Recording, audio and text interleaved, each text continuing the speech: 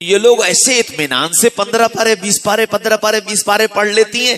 مجھے خود حیرت ہوتی ہے کہ یا اللہ، اچھا حافظ نہیں ہے، حافظ نہیں ہے کہ جی حافظ ہے اس لیے پڑھ لیتی ہیں، وہ کام کرتے جا رہے ہیں اور پڑھتے جا رہے ہیں. قرآن میں دیکھ کے پڑھتی ہیں اور گھر کے کام بھی کر لیتی ہیں. اللہ نے شوق پیدا کر دیا. کتنے بزرگوں کی زندگیاں گزری اور دیکھیں. ہمارے دادا رحمت اللہ علیہ رمضان المبارک میں روزانہ ایک قرآن پڑھتے تھے. پورے رمضان یہ معمول رہتا تھا کہ روزانہ ایک قرآن، 30 دن میں 30 قرآن. اور یہ ایک نہیں، سینکڑوں لوگوں کے معمولات ہیں. اللہ نے اس سے نسبت جوڑی ہے. تو اب ہم یہ دیکھیں کہ میں نے پچھلے سال رمضان میں کتنے قرآن پڑھے تھے. جتنا پڑھا تھا تھوڑا سا آگے بڑھ جائے. 1 پڑھا تھا 1.5 پڑھیں گے، 1.5 پڑھا تھا 2 پڑھیں گے، تاکہ پتہ چلے کہ ہمارا ذوق بڑھ رہا ہے، ہمارا شوق بڑھ رہا ہے. اچھا، قرآن پڑھنے کا مطلب ریل گاڑی نہیں ہے. قرآن پڑھیں سنبھل کر، سنبھل کر، حروف کی صحیح ادائیگی ہو. ایسا نہ ہو کہ سننے والے کو یہ پتہ ہی نہیں چلے کیا پڑھا جا رہا ہے. اس طرح قرآن کو پڑھنے کی کوشش کریں، اہتمام کے ساتھ پڑھیں قرآن. ایک چھوٹی سی بات اور میں عرض کر دوں، ہم لوگ یہ سمجھتے ہیں کہ قرآن خالی ثواب کی کتاب ہے، کہ قرآن پڑھیں گے تو ثواب ملے گا اور نہیں پڑھیں گے تو نہیں ملے گا. یہ ایک تصور ہے. اچھا، اسی وجہ سے رمضان میں چونکہ پتا ہے ثواب زیادہ ملتا ہے نا، تو لالچی تو ہیں ہی ہم لوگ سب. پتا چلا کہ جی رمضان میں ثواب زیادہ ملتا ہے تو لاؤ جلدی جلدی زیادہ قرآن پڑھ لو، زیادہ ثواب مل جائے. اچھا، رمضان ختم ہو گیا تو اب یہ سمجھتے ہیں کہ بھئی اب تو ٹھیک ہے، نارمل ریٹ چل رہی ہے، تو اب پڑھ لو تو ٹھیک، نہ پڑھو تو ٹھیک ہے نا. تو نتیجہ کیا ہوتا ہے کہ پھر رمضان کے بعد قرآن ہماری زندگی سے نکل جاتا ہے. حالانکہ قرآن خالی ثواب کی کتاب نہیں ہے. اچھا دیکھو، ثواب کی کتاب سمجھا تو کیا ہوا؟ ثواب کی کتاب جب سمجھا تو پھر اس کی ضرورت اور اس کی یاد بھی ثواب کے وقت آئی. اچھا، ثواب کی ضرورت کب ہوتی ہے؟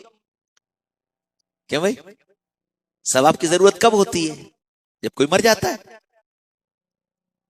جب کوئی مر جاتا ہے تو ثواب کی ضرورت ہوتی ہی نہیں ہوتی. تو کیا کہتے ہیں؟ کہتے ہیں کہ جی دادا کا انتقال ہو گیا ہے، قرآن خوانی ہے، کہ دادا کو ثواب کی ضرورت ہے. اماں کا انتقال ہو گیا ہے، قرآن خوانی ہے، اماں کو ثواب کی ضرورت ہے. اچھا، بڑے مزے کی بات ہے، ثواب کی ضرورت میری اماں کو، ثواب کی ضرورت میرے ابا کو، اور قرآن پڑھیں گے مولانا جاوید صاحب کے مدرسے کے بچے. سبحان اللہ. اچھا، تھوڑا سا آگے بڑھے تو کیا کہا کہ قرآن برکت کی کتاب ہے، قرآن سے برکت آتی ہے.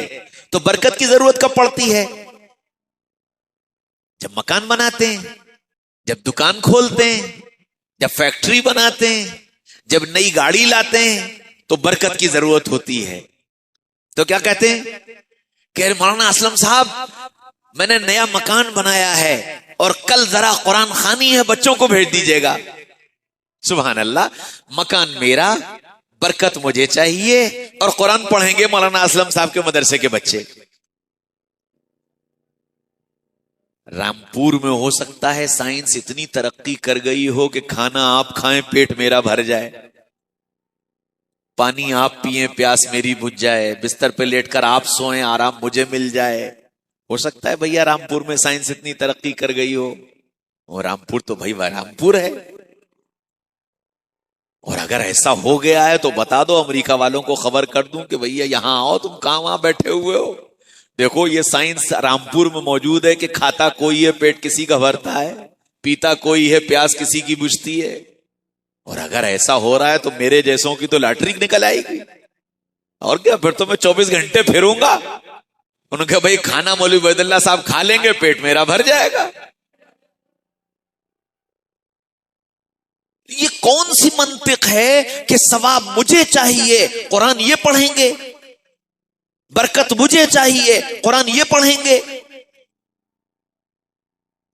اب چونکہ ثواب اور برکت بھی ہم نے دوسروں کے سر ڈال دیا تو پھر اب قرآن کی ہمیں کیا ضرورت؟ اس لیے قرآن زندگی سے نکلتا چلا جا رہا ہے۔ میں آپ سے ہاتھ نہیں اٹھواؤں گا، میں آپ سے سوال بھی نہیں کروں گا، ہاں لیکن یہ بات کہہ رہا ہوں اس لیے کہ ذرا اپنے آپ سے چپکے سے پوچھ لینا کہ ہم یہ جتنے یہاں بیٹھے ہیں، کیا میں نے آج کا اپنا قرآن پڑھا؟ ہم سب اپنے آپ سے پوچھیں کہ آج کا قرآن میں نے پڑھا؟ اچھا نہیں پڑھا تو کیوں؟ نہیں پڑھیں گے کوئی بات نہیں، پڑھ لیں گے ثواب مل جائے گا۔ میرے بھائیو دوستو عزیز بزرگوں، قرآن تو میری زندگی کے ہر مرحلے پر، ہر موڑ پر ہماری رہبری اور رہنمائی کرنے کے لیے آیا ہے۔ ہم نے یہ سمجھا کہ جی قرآن پڑھنا عبادت، قرآن پڑھنا ثواب، قرآن کی ضرورت نماز میں، قرآن کی ضرورت مسجد میں، تو بس ٹھیک ہے، نماز میں تو پڑھ رہے ہیں قرآن، مسجد میں پڑھ رہے ہیں قرآن، کاروبار میں قرآن، شادی بیاہ میں قرآن، بچوں کی تربیت میں قرآن، یاری دوستی میں قرآن، لین دین میں قرآن، میاں بیوی کے تعلقات میں قرآن، ماں باپ کے ساتھ رہن سہن میں قرآن۔ اس کو ہم نے جانا ہی نہیں، سمجھا ہی نہیں، پوچھا ہی نہیں۔ اچھا اب اگر پوچھا جائے کہ ایسا کیوں نہیں ہوا، کیا بتائیں مول صاحب، عربی آتی نہیں۔ کیا بتائیں مول صاحب، عربی آتی نہیں۔ قرآن نے اس کا بھی حل بتا دیا۔ تمہیں عربی نہیں آتی، لو اس کا بھی حل بتا دیتا ہوں۔ کیا؟ فَاسْأَلُوا أَهْلَ الذِّكْرِ إِن كُنتُمْ لَا تَعْلَمُونَ۔ تم نہیں جانتے ہو، جاننے والوں سے پوچھ لو۔ تو شادیاں جب گھر میں آئیں تو کتنے ایسے ہیں جو علماء کے پاس اور قرآن کے جاننے والوں کے پاس گئے یہ پوچھنے کے لیے کہ ذرا ہمیں یہ بتا دیجئے کہ قرآن نے شادی کا طریقہ کیا بتایا ہے۔ اللہ نے اولاد دی، کتنے ایسے ہیں جو قرآن کے جاننے والوں کے پاس گئے یہ پوچھنے کے لیے کہ اللہ نے مجھے اولاد دی ہے، قرآن نے اولاد کی تربیت کا کیا طریقہ بتایا ہے۔ کاروبار شروع کرنے چلے، کتنے ایسے ہیں جنہوں نے جا کر کے قرآن کے جاننے والوں سے یہ پوچھا کہ ہمیں یہ بتا دیجئے کہ قرآن نے کاروبار کا طریقہ کیا بتایا ہے۔ دوستی کرنے چلے، کتنے ایسے ہیں جنہوں نے یہ سوچا کہ ہم پہلے یہ معلوم کر لیں کہ قرآن نے کس سے دوستی کرنے کو بتایا، دوستی کے اصول کیا بتائے، دوستوں کے درمیان کیا باتیں کرنے کی اجازت دی، کیا باتیں کرنے کو منع کیا، یہ ہم معلوم کر لیں۔ کتنے ایسے ہیں جنہوں نے معلوم کیا۔ اور یہ سب کیوں نہیں ہوا؟ یہ اس لیے نہیں ہوا کہ ہم نے قرآن کو اپنی زندگی سے جوڑ کر دیکھا ہی نہیں۔ ہم تو ثواب کی کتاب سمجھتے رہے، کیونکہ تعلیم میں یہی تو سنا تھا نا، لا اقول الف لام میم حرف بل الف حرف لام حرف میم حرف۔ میں یہ نہیں کہتا کہ الف لام میم ایک حرف ہے، بلکہ الف ایک حرف، لام ایک حرف، میم ایک حرف۔ اور تم نے الف لام میم کہا تو ایک 10 نیکی نہیں بلکہ 30 نیکیاں مل گئیں۔ یہی سنا تھا، یہی سمجھ میں آیا، تو ثواب کی کتاب سمجھا، ثواب کی کتاب سمجھ کر جب دل چاہا پڑھ لیا، اور جب دل چاہا نہیں پڑھا۔ اور پھر ظاہر بات ہے جب ایک الف لام میم پر 30 نیکی مل گئیں تو پوری سورہ یاسین پڑھ لی تو کتنی نیکیاں مل گئی ہوں گی۔ میرے بھائیو دوستو عزیز و بزرگوں، قرآن کو سال میں ایک مرتبہ مکمل پڑھنا یہ قرآن کا حق ہے، قرآن کا حق ہے۔ نہیں پڑھا جائے گا تو کل قیامت کے میدان میں یہ قرآن ہمارے خلاف گواہی دے گا۔ دیکھو قرآن اگر صرف ثواب کی کتاب ہوتی تو قرآن میں یہ آیت نہ آتی، وقال الرسول ان هذا ہاں، وقال الرسول یا رب ان قومی ھذا القرآن مہجورا، ان قوم اتخذوا ھذا القرآن مہجورا۔ رسول کل قیامت کے میدان میں کھڑے ہو کر یہ کہیں گے کہ اے اللہ، یہ ہے میری قوم جس نے قرآن کو چھوڑ دیا تھا۔ سبحان اللہ، الحمدللہ، لا الہ الا اللہ، اللہ اکبر، اس کے پڑھنے پر ثواب ملتا ہے، نہیں پڑھنے پر نہیں ملتا۔ کہیں یہ روایت نہیں ہے کہ سبحان اللہ، الحمدللہ، لا الہ الا اللہ کے نہ پڑھنے کی شکایت رسول اللہ کریں گے۔ راستے سے تکلیف دینے والی چیز ہٹا دینے پر ثواب ملے گا، نہیں ہٹاؤ گے نہیں ملے گا۔ کہیں یہ روایت میں نہیں ملتا کہ رسول اللہ اس کی شکایت کریں کہ ایمان والوں کے سامنے تکلیف دینے والی چیز آئی تھی اور انہوں نے نہیں ہٹایا۔ قرآن کے متعلق اللہ خود قرآن میں کہہ رہا ہے، کل قیامت کے میدان میں رسول اللہ کھڑے ہو کر یہ کہیں گے کہ یہ قوم ہے جس نے قرآن کو چھوڑ دیا تھا، قرآن اس کی زندگی میں نہیں تھا۔ رمضان اس لیے آتا ہے ہر بار لوٹ لوٹ کر کہ شاید ہمارا قرآن سے ٹوٹا ہوا رشتہ پھر سے جڑ جائے، ہم قرآن کے مطابق اپنی زندگی گزارنے والے بن جائیں۔ اللہ تعالیٰ نے قیامت تک کے آنے والے انسانوں کے مسائل کا حل قرآن کے اندر رکھا ہے، اور اللہ اپنے بندوں کے مسائل کے حل کے لیے اس دور کے جو راسخین فی العلم ہوتے ہیں، انابت اختیار کرنے والے ہوتے ہیں، اللہ سے ڈرنے والے علماء ہوتے ہیں، اللہ ان کے سینے پر قرآن کی اس دور کی اور اس زمانے کی رہنمائی کو کھول دیتا ہے۔ اگر قرآن صرف ثواب کے لیے آیا ہوتا، اور قرآن صرف عربوں کے لیے آیا ہوتا، اور قرآن صرف محمد رسول اللہ صلی اللہ علیہ وسلم کے زمانے کے صحابہ کے لیے آیا ہوتا، تو قرآن کی تفسیر وہ کافی تھی جو عبداللہ ابن عباس رضی اللہ عنہ نے بیان کر دی تھی، پھر تفسیروں کی ضرورت نہیں تھی۔ لیکن آج تک تفسیریں لکھی جا رہی، ہر دور میں تفسیر لکھی جا رہی، کیوں؟ کہ ہر دور میں قرآن سے رہبری اور رہنمائی کی ضرورت۔ اور آپ ساری تفسیریں اٹھا کر دیکھ لو، ایک آیت کی تشریح ہر تفسیر میں کچھ نہ کچھ الگ مل جائے گا، کچھ نہ کچھ الگ مل جائے گا۔ وہ علم ہوتا ہے جو اللہ اس دور کے لوگوں کے لیے قرآن کے ذریعے سے عطا فرماتے ہیں۔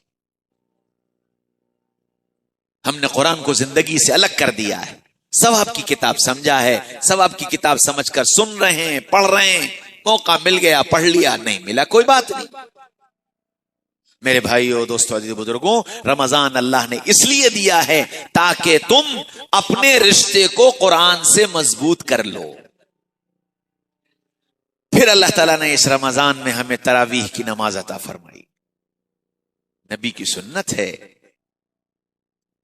اور یوں فرمایا کہ تراویح کے ایک سجدے پر اللہ 1500 نیکی عطا فرماتے ہیں، ایک سجدے پر۔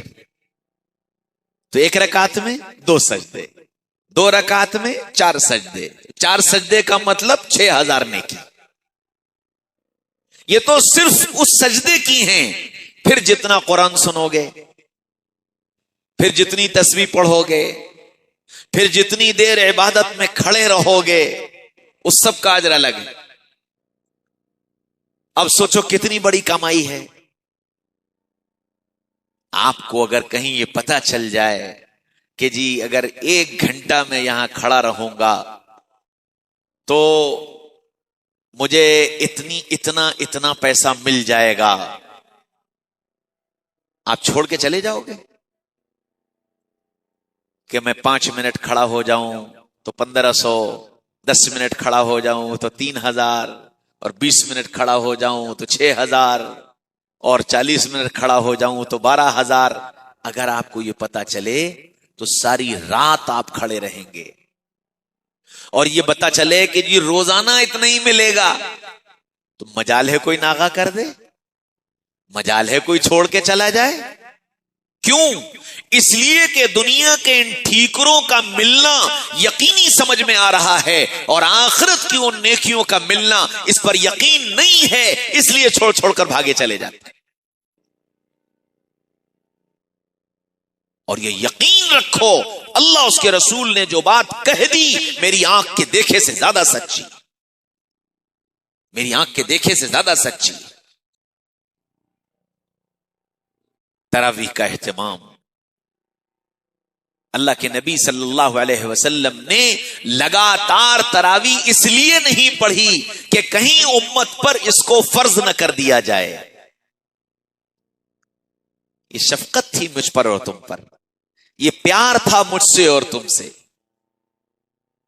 کہ اللہ کے نبی صلی اللہ علیہ وسلم نے تراویح کو لگاتار نہیں پڑھا کہ امت پر یہ امر بوجھ بن جائے گا، مشقت میں مبتلا ہو جائے گی امت۔ میرے بھائیوں، دوستو، عزیزو، بزرگوں، شیطان اعمال عبادت کو ہمارے سامنے ہلکا کر کے پیش کرتا ہے کہ نہیں پڑھو گے تو کوئی بات نہیں، گناہ نہیں ہے، ٹھیک ہے گناہ نہیں ہے، لیکن نہ پڑھنے پر جو میری کمائی کا نقصان ہو رہا ہے اس کی بھرپائی کہاں سے ہوگی، وہ کہاں سے لاؤ گے؟ کہ جی 8 رکعت پڑھ لو کافی ہے، 12 رکعت پڑھ لو کافی ہے، 10 پڑھ لو کافی ہے، تو کچھ بھی نہ پڑھو تو بھی کافی ہے۔ لیکن یہ جو نقصان ہو رہا ہے اس نقصان کی بھرپائی کہاں سے کرو؟ قرآن سننے کا جو نہ سن پانے کا نقصان ہو رہا ہے اس کی بھرپائی کہاں سے کرو؟ کوئی آدمی قرآن نہیں جانتا، قرآن پڑھا ہوا نہیں ہے، اگر رمضان میں 30 دن تراویح پڑھ لے اور 30 دن قرآن سن لے اور قرآن مکمل سن لے تو کم از کم ایک قرآن تو رمضان میں سننے کا اجر مل جائے گا۔ شیطان اس سے محروم کر دینا چاہتا ہے، اس لیے کیا کہتا ہے؟ ارے سنت ہی تو ہے اور نہیں پڑھو گے تو کوئی بات نہیں۔ میرے بھائیوں، دوستو، عزیزو، بزرگوں، رمضان کمائی کا مہینہ ہے، اللہ تعالی کی طرف سے ہر چیز کے ریٹ کو اور اجر کو بڑھا دیا گیا۔ رمضان اللہ تعالیٰ نے اس لیے دیا تاکہ ہم بھوکوں کی بھوک کو محسوس کر سکیں کہ جب کسی انسان پر بھوک آتی ہے تو اس پر کیا گزرتی ہوگی۔ میرے 13 گھنٹے 14 گھنٹے کی بھوک سے میرا یہ حال ہے، ان کو سوچو جو 24 گھنٹے میں ایک مرتبہ کھاتے ہیں، ان کو سوچو جن کو 24 گھنٹے میں بھی ایک مرتبہ کا کھانا میسر نہیں، ان کا درد، ان کا احساس دل میں پیدا ہو جائے۔ اس لیے یہ روزہ ہم کو ملا تھا تاکہ ہم اپنے جان کو اور مال کو اللہ کے لیے خرچ کرنے والے بن جائیں۔ اور اسی وجہ سے قرآن پاک میں اللہ تعالیٰ نے محمد رسول اللہ صلی اللہ علیہ وسلم کو یہ بتایا کہ اے محمد صلی اللہ علیہ وسلم، ہم نے آپ کی امت کو کھانے والا بنا کر نہیں بھیجا ہے، ہم نے آپ کی امت کو کھلانے والا بنا کر بھیجا ہے۔ یہ امت کھلانے والی بن کر آئی ہے۔ حضرت حسن اور حضرت حسین ان دونوں کو بخار آ گیا اور بخار اتر نہیں رہا۔ حضرت علی اور حضرت فاطمہ نے آپس میں بات چیت کی۔ فاطمہ کہنے لگی کہ علی، بچوں کا بخار نہیں اتر رہا ہے، ایسا کرو کہ نظر مان لو، منت مان لو۔ کہ کیا؟ کہ یہ منت مان لو کہ اللہ ہمارے بچوں کو صحت دے دے گا تو ہم 3 روزے رکھیں گے۔ میں نے کہا جی ٹھیک ہے، دونوں نے طے کر لیا۔ اللہ کی شان، 2-4 دن میں بچوں کو صحت مل گئی۔ تب حضرت فاطمہ نے کہا کہ علی، اللہ نے ہمارے بچوں کو صحت دے دی ہے اور اب ہم لوگ اپنی منت پوری کر لیں۔ بہت اچھا، کل سے روزہ رکھیں گے۔ رات کو سحری ہوئی، دونوں نے روزہ رکھ لیا۔ حضرت علی چلے گئے رسول اللہ کے پاس، حضرت فاطمہ اپنے گھر کے کام کاج سے فارغ ہوئیں۔ پڑوس میں ایک یہودی رہتا تھا، اس کے یہاں جو آئے ہوئے تھے تو حضرت فاطمہ جو پیسنے چلی گئیں اور شام تک جو پیسے۔ شام ہوئی، افطار کا وقت قریب آیا تو اٹھ کے چل دیں۔ تو وہ جو مالک تھا اس نے حضرت فاطمہ کو آٹا دیا کہ بھئی یہ تم لے جاؤ، گھر پہ روٹی بنا لینا۔ یہ گھر آئیں اور گھر آ کر کے انہوں نے روٹی بنائی، روٹی بنا کر کے افطار کے لیے بیٹھ گئیں۔ ابھی اذان نہیں ہوئی کہ کنڈی بجی، او رسول اللہ صلی اللہ علیہ وسلم کے گھرانے والوں، میں ایک مسکین ہوں، بھوکا ہوں، مجھے کھانا کھلا دو، اللہ تمہیں جنت میں کھانا کھلائے گا۔ حضرت فاطمہ نے کہا کہ علی یہ روٹیاں اسے دے دو، ہم پانی سے روزہ کھول لیں گے۔ وہ روٹیاں اسے دے دیں، پانی سے روزہ کھول لیا، پانی سے افطار ہو گیا، دوسرا روزہ شروع ہو گیا، پھر سحری ہو گئی اور پانی سے سحری ہوئی، اب دوسرا روزہ ہوا، وہی سب کچھ ہوا۔ آج پھر روزہ کھولنے کے لیے بیٹھی، اذان نہیں ہونے پائی کہ پھر کنڈی بجی۔ او رسول اللہ صلی اللہ علیہ وسلم کے گھرانے والوں، میں ایک یتیم ہوں، بھوکا ہوں، مجھے کھانا کھلا دو، اللہ تمہیں جنت میں کھانا کھلائے گا۔ آج علی نے فاطمہ کی طرف اشارہ کیا، فاطمہ یہ روٹیاں اسے دے دو، ہم پانی سے روزہ کھول لیں۔ دوسرا روزہ ہوا، پانی سے افطار ہوا، پانی سے سحری ہوئی، تیسرا روزہ شروع ہو گیا، آج پھر وہی سب کچھ ہوا، پھر افطار کے لیے بیٹھے، ابھی اذان نہیں ہونے پائی کہ پھر کنڈی بجی۔ او رسول اللہ صلی اللہ علیہ وسلم کے گھرانے والوں، میں ایک قیدی ہوں، قید سے چھوٹ کر آیا ہوں، بھوکا ہوں، مجھے کھانا کھلا دو، اللہ تمہیں جنت میں کھانا کھلائے گا۔ علی نے فاطمہ کی طرف دیکھا، فاطمہ نے علی کی طرف دیکھا، آنکھوں میں اشارے ہوئے، کھانا اسے دے دو، ہم پانی سے افطار کر لیں۔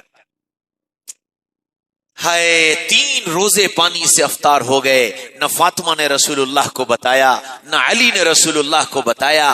چوتھی صبح آئی، حضرت علی رضی اللہ عنہ رسول اللہ کی خدمت میں پہنچے، رسول اللہ نے علی کو آتا دیکھا، علی مبارک ہو، علی مبارک ہو۔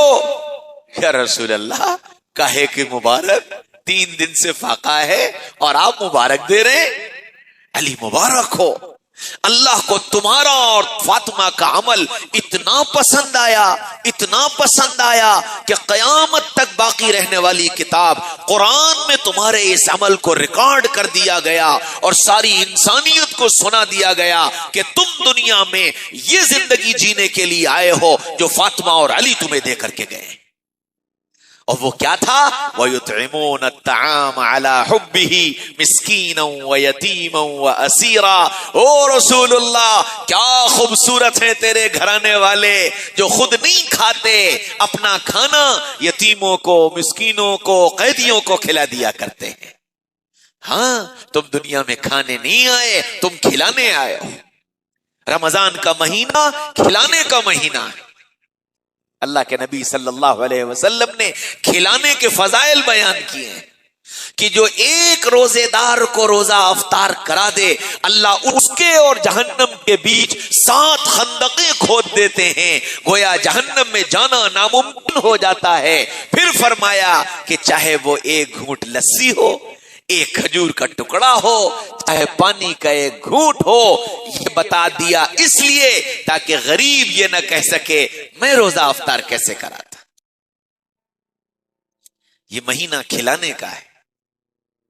آس پاس دیکھو، غور کرو، کتنے گھر ایسے ہیں جہاں چولہا نہیں جل رہا ہے، کتنے گھر ایسے ہیں جہاں بچے افطاریوں کے منتظر ہیں، کتنے گھرانے ایسے ہیں جو بیماریوں کی وجہ سے اسپتالوں میں بلک رہے ہیں، تڑپ رہے ہیں۔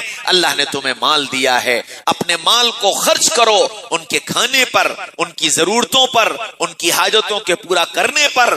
تم یہ کرو گے تو کیا ہوگا؟ مثل الذین ينفقون اموالهم فی سبیل اللہ کمثل حبۃ انبتت 7 سنابل فی کل سنبلۃ 100 حبہ واللہ یضاعف لمن یشاء۔ کہ جب تم 1 روپیہ اللہ کے راستے میں خرچ کرو گے، اللہ کے بندوں پر خرچ کرو گے، تو اس کی مثال ایسی ہے جیسے کھیت میں 1 دانہ ڈالا اور اس 1 دانے سے 7 بالیں نکلیں اور ہر بال میں 100 دانے لگے۔ کیا مطلب؟ کہ 1 روپے پر 700 روپے کا اجر اللہ عطا فرمائے گا۔ یہ تو طے ہے، یہ تو فکس ہے۔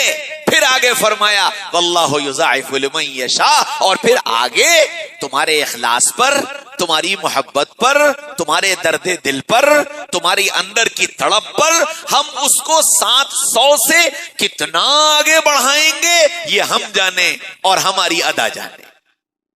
ہاں؟ اور اللہ کتنا بڑھائیں گے؟ اللہ اکبر، اللہ سب سے بڑا۔ 7,000 کر دیں، 7 لاکھ کر دیں، 7 کروڑ کر دیں، ان کے اختیار میں۔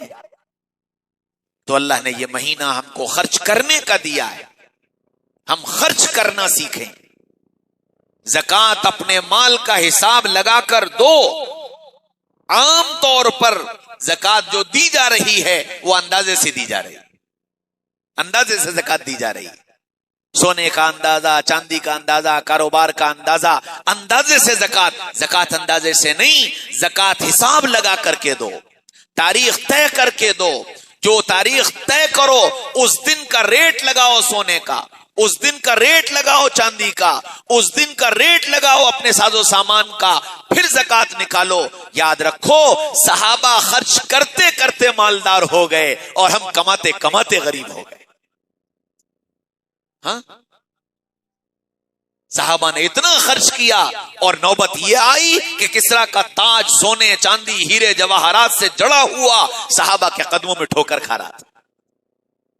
صحابہ نے اتنا خرچ کیا اور حضرت ابو ہریرہ رضی اللہ عنہ ریشم کے کپڑے سے ناک پوچھ رہے ہیں، بلال رضی اللہ عنہ ریشم کے کپڑے سے ناک پوچھ رہے ہیں اور کہہ رہے ہیں واہ بلال واہ، تیرے کیا کہنے. تجھے وہ وقت یاد ہے جب میرا مالک مجھے دھوپ میں لٹا کر میرے سینے پر پتھر رکھتا تھا، مجھے کھانے کو نہیں دیتا تھا، مجھے پینے کو نہیں دیتا تھا، میرے جسم پر کوئی کپڑا نہیں ہوتا تھا، اور آج تیری یہ شان کہ تو کتان کے کپڑے سے ناک صاف کرے. اللہ نے اتنا دیا، اتنا دیا، اتنا دیا کہ سارے مدینے میں کوئی زکوٰۃ لینے والا نہیں تھا، سب زکوٰۃ دینے والے بن گئے تھے. ہاں، صحابہ خرچ کر کر کے مالدار ہو گئے. وجہ کیا تھی کہ ان کا خرچ کرنا ترتیب پر تھا، ان کا خرچ کرنا ترتیب پر تھا،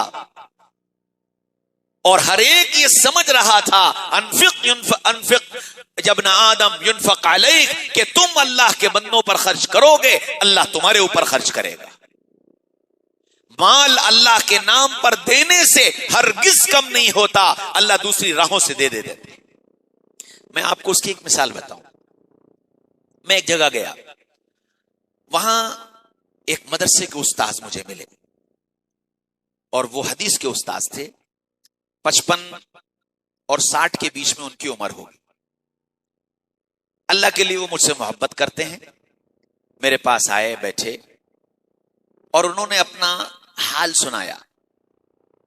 اور جب وہ حال سنایا تو ایسی مجھے تکلیف ہوئی اور بس بیٹھے بیٹھے دل میں یہ خیال آیا کہ جو میرے پاس ہے میں اس وقت سب انہیں دے دوں گا. میں نے ان کی بات سنی اور جیب میں ہاتھ ڈالا اور بند کر کے میں نے ہاتھ نکالا اور نکال کے انہوں دے دیا. وہاں سے چلا آیا. وہاں سے مجھے جانا تھا دوسرے شہر میں اس دوسرے شہر پہنچا.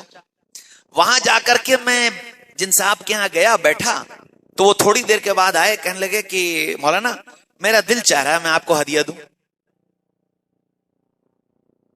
میں نے کہا کیوں، دل کیوں چاہ رہا؟ کہنے بس ابھی ایک دم سے بیٹھے بیٹھے تقاضا آیا دل میں کہ میں آپ کو ہدیہ دوں. میں نے کہا جی بہت اچھا. انہوں نے مجھے ہدیہ دیا، خیر میں نے رکھ لیا. میں گھر آیا تو میں نے اندازہ لگایا کہ میں گھر سے گیا تھا تو میرے پاس کتنے پیسے تھے. میں جب گھر آیا تو میں نے وہ جو لفافہ جو انہوں نے دیا تھا، جب وہ لفافہ نکالا تو ٹھیک جو میرا اندازہ تھا اس سے 10 گنی وہ رقم تھی، 10 گنی رقم تھی. اللہ نے دنیا میں دکھایا کہ ہم دنیا میں 10 گنا بدل دیں گے. یہ اللہ کا وعدہ ہے، یقین کر لو. ہمارے حضرت مولانا سعید احمد خان صاحب رحمۃ اللہ علیہ مکہ مکرمہ میں، مدینہ منورہ میں رہا کرتے تھے اور پورے جزیرہ عرب کے تبلیغ کے کام کے ذمہ دار تھے. اللہ نے مجھے ان کے پاس رہنے کا موقع دیا. تو ایک دن ہم لوگ جا رہے تھے سہارنپور. مولانا پیچھے لیٹے تھے اور ایسے میری گودی میں سر رکھا ہوا تھا، میں سر دبا رہا تھا. تو مولانا مجھ سے کہنے لگے آدم علیہ السلام نے 40 حج کیے تھے. میں بہت بے تکلف ہو گیا تھا تو میں نے کہا حضرت آپ کے کتنے ہو گئے؟ کہنے لگے میرے 42 ہو گئے. تو میں نے کہا حضرت اب کی میری طرف سے کر لیجئے گا. کہنے لگے اس سال کا تو میں نے ایک سے وعدہ کر رکھا ہے، زندہ رہا تو اگلے سال کروں گا. میں نے کہا جی بہت اچھا. اور پھر بات ختم ہو گئی. پھر ایک دم سے اٹھ کے بیٹھے اور میری طرف بڑی گھور کر دیکھا اور کہنے لگے یہ کیوں نہیں کہتا ہے کہ اللہ مجھے بلا لے. میں نے کہا حضرت اسی کی دعا کر دیجئے کہ اللہ مجھے بلا لے. تو فوراً ہاتھ اٹھا لیے اور دعا کی. دعا ہو گئی, بات ختم ہو گئی, سفر ختم ہوا. 4 مہینے ہم حضرت کے ساتھ رہے, پھر واپس آ گئے. حج کا سیزن آیا. اب جب حج کا سیزن آیا تو ہماری خالہ اور ہماری پھوپھی ان دونوں نے ہم سے کہا کہ ہم حج کرنے جانا چاہتے ہیں. ہم نے کہا ٹھیک ہے. اچھا, خالو کا بھی انتقال ہو گیا تھا اور پھوپھا کا بھی انتقال ہو گیا تھا. تو میں نے ان دونوں سے کہا, میں نے کہا دیکھو تمہارا کام آدھے میں چل جائے گا. کہنے کیا مطلب؟ میں نے کہا دیکھو بغیر محرم کے تو حج ہوگا نہیں. تم اپنے بیٹے کو لے جاؤ, وہ اپنے بیٹے کو لے جائیں, تم اپنے بھائی کو لے جاؤ, وہ اپنے بھائی کو لے جائیں, پورا خرچہ ہوگا. اگر مجھے لے جاؤ گے تو تم دونوں کا آدھے آدھے میں کام بن جائے گا, کیونکہ خالہ کا بھی محرم میں اور پھوپھی کا بھی محرم میں. تو وہ دونوں تیار ہو گئی اور میں حج میں پہنچ گیا. اسی سال میں حج میں پہنچا تو میں حضرت کے پاس گیا, مدینہ منورہ میں ملاقات کرنے گیا. میں جیسے ہی جا کر کھڑا ہوا میں نے سلام کیا, السلام علیکم. تو مولانا نے میرا چہرہ دیکھا اور میرا چہرہ دیکھتے ہی کہنے لگے میں نہیں کہتا تھا تو بخیل ہے, میں نہیں کہتا تھا تو بخیل ہے, میں نہیں کہتا تھا تو بخیل ہے. 3 مرتبہ یہ کہا. پھر یوں کہا تم اپنی جیبوں پر نگاہ رکھ کر اللہ سے مانگتے ہو, غیب کے خزانوں پر نگاہ رکھ کر اللہ سے نہیں مانگتے. تو ہم خرچ کرتے ہیں اپنی جیبوں کو دیکھ کر خرچ کرتے ہیں, اللہ کے خزانے کو دیکھ کر خرچ نہیں کرتے. اللہ دینے پر آئے گا, کہاں سے دے گا, کیسے دے گا, تصور سے پرے, سوچ نہیں سکتے. ہم بالکل جب پڑھتے تھے, طالب علمی کا زمانہ تھا, اس طالب علمی کے زمانے میں بہت گھر کے حالات قسمہ پرسی کے تھے. والد صاحب اسکول کے ٹیچر تھے, 120 روپے تنخواہ تھی, تو تصور ہی نہیں تھا. بہرحال مدرسے چلے گئے, پھر مدرسے کی بھی پڑھائی پوری ہو گئی. نانیال ہمارا سارا بڑے پڑھے لکھے لوگ, انجینئر, ڈاکٹر, پروفیسر, فلاں فلاں فلاں. تو ان کی وہی لائف اسٹائل, اور ہم ملا جی آدمی, تو ہماری وہ لائف اسٹائل. اب یہ بات اس وقت کہیں تصور میں ہی نہیں تھی کہ ہم حج کرنے جائیں گے, ہم عمرہ کرنے جائیں گے, ہم جہاز میں بیٹھیں گے, ہم ٹرین کے اے سی کوچ میں بیٹھیں گے, تصور ہی میں نہیں تھی. لیکن اللہ نے اپنے بندوں کی صحبت میں رہنے کی برکت سے اور بڑوں کی تربیت کی برکت سے اللہ نے وہ دن دکھایا کہ ایک ایک دن میں 4 جہازوں میں بیٹھے, ملکوں کے سفر کیے. لوگ سواریاں لے کر, کمبوڈیا میں گیا, ہم 5 آدمی اور 7 گاڑیاں. انہوں نے کہا جی اس میں, کہ جی اس میں, کہ جی اس میں. پھر یہ طے ہوا کہ بھائی ایک ایک آدمی جو ہے وہ ایک ایک گاڑی میں بیٹھ جاؤ. تو ہم غیب کے خزانوں پر نگاہ رکھ کر خرچ کرنے والے بن جائیں, اللہ اپنے خزانوں سے عطا فرما دے گا, اور اتنا عطا فرمائے گا کہ میرے اور تمہارے تصور سے پرے ہوگا. یہ رمضان اس کا مہینہ ہے کہ ہم خوب خرچ کرنے والے بنے. امت کو اس وقت سخت ضرورت ہے, سخت ضرورت ہے. آپ ایک دن اسپتال چلے جاؤ, ایک دن, اور اسپتال کے جنرل وارڈ میں ذرا گھوم لو, آپ کو نظر آئے گا کہ انسانیت کیسے بلک رہی ہے, انسانیت کیسی تڑپ رہی ہے.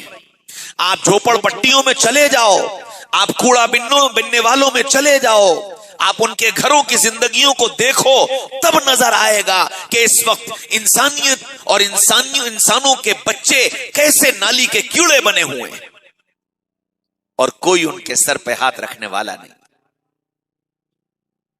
نتیجہ یہ ہوا ہے کہ دشمنوں نے اپنی محنت کر کر کے وہ جو کل ہمارے تھے آج وہ ہمارے لیے پرائے بن گئے.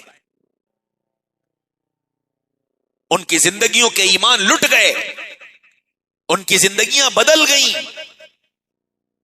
وہ نہ جانے کہاں کہاں کس کس ماحول میں اور کن کن چیزوں میں مبتلا ہو گئے. ہر برائی ان کے اندر آتی چلی گئی. کیوں؟ ان کو وہ مواد فراہم کیا گیا کہ تم ایسے بنو تاکہ قوم اس کے اسلام پر بدنام ہو.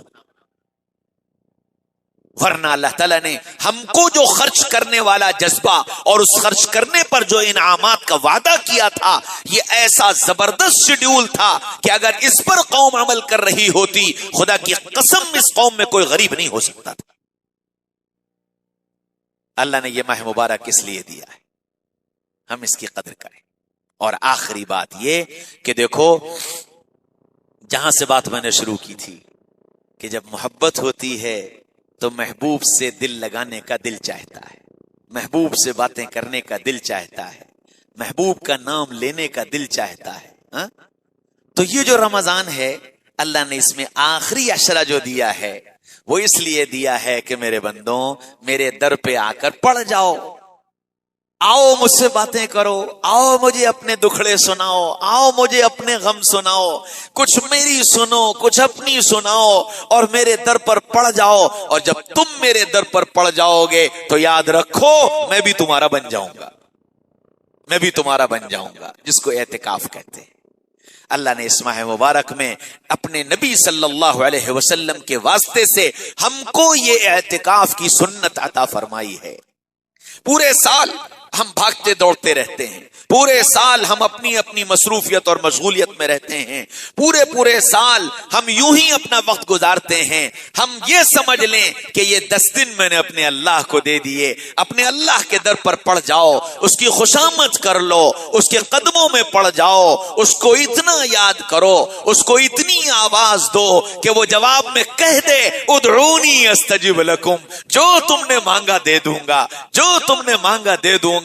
اتنا اس رب سے چمٹ جاؤ اور ایسے رب کے بن جاؤ کہ رب یہ کہہ دے یہ میرا ہے اور میں اس کا ہوں، یہ میرا ہے اور میں اس کا ہوں۔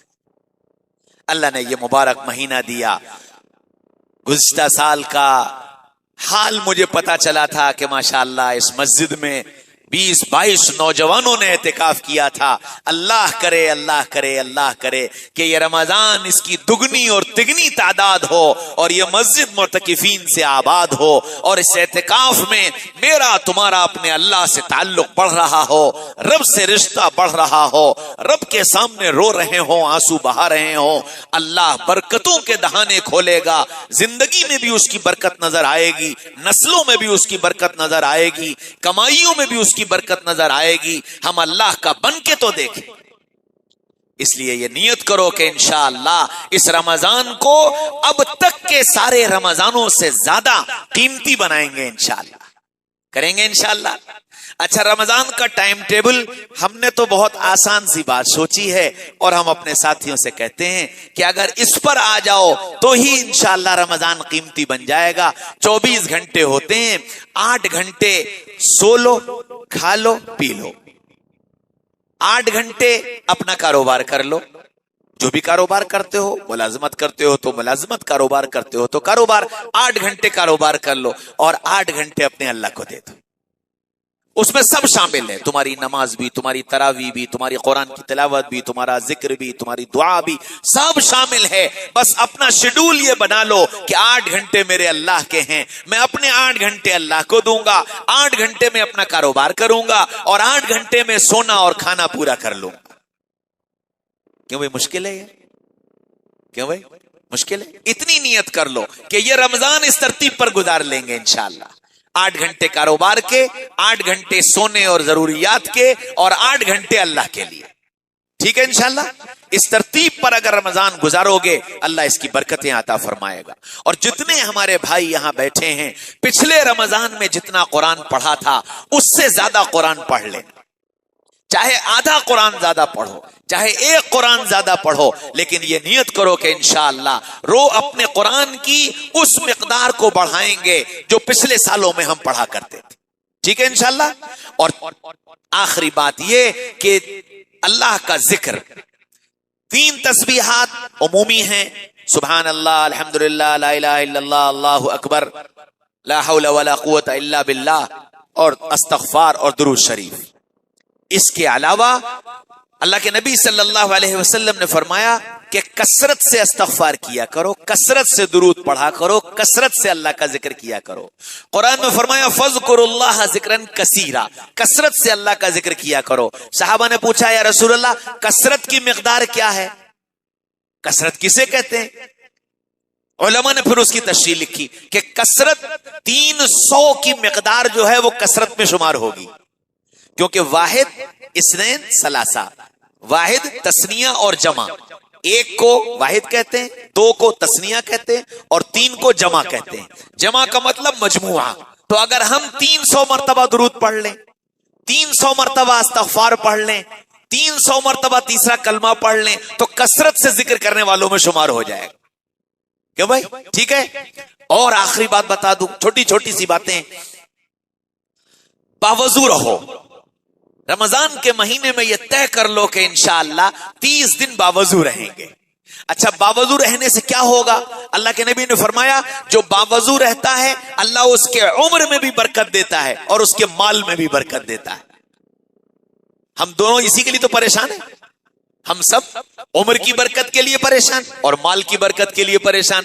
اس کا وعدہ کر لیا کہ اگر باوضو رہو گے تو عمر میں بھی برکت ہوگی اور مال میں بھی برکت ہوگی۔ ہم کوشش کر کے اس رمضان کے پورے مہینے میں، موسم بہت اچھا ہے، نہ بہت گرمی ہے نہ بہت سردی ہے، اب وضو کرنا دشوار نہیں ہوگا، صرف نیت کر لینے کی بات ہے کہ انشاءاللہ یہ رمضان پورا باوضو رہ کر گزاریں گے۔ کرو گے انشاءاللہ؟ سب کرو گے؟ اللہ بے انتہا قبول فرمائے۔ ہر کام کو کرنے سے پہلے یہ معلوم کر لو کہ اس کام کا سنت طریقہ کیا ہے، سنت طریقہ کیا ہے۔ ہاں، محبوب کا محبوب محبوب ہوتا ہے، دوست کا دوست دوست ہوتا ہے۔ اللہ کے محبوب رسول اللہ ہیں اور ہم رسول اللہ کو محبوب بنا لیں گے تو اللہ بھی ہم سے محبت کرنے لگے۔ اور محبوب کو محبوب بنانا کیا ہے کہ محبوب کی ادائیں محبوب ہو جائیں، محبوب کی ادائیں محبوب ہو جائیں۔ تو سنت پر زندگی لانے کی کوشش کرو اس رمضان، یہ کوشش کر لو کہ کوئی کام سنت کے خلاف نہ ہونے پائے۔ کریں گے انشاءاللہ؟ اللہ مجھے بھی توفیق نصیب فرمائے، آپ سب کو بھی توفیق نصیب فرمائے۔ کہنے سننے سے زیادہ اللہ مجھے بھی اور آپ کو بھی عمل کرنے والا بنا دے۔ وآخر دعوانا ان الحمدللہ رب العالمین۔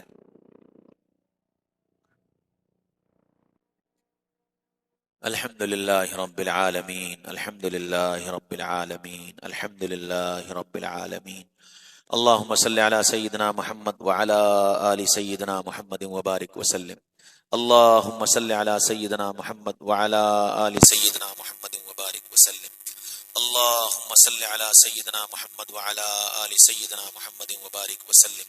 إلهكم إله واحد لا إله إلا هو الرحمن الرحيم، وعنت الوجوه للحي القيوم يا أحد الصمد الذي لم يلد ولم يولد ولم يكن له كفوا أحد۔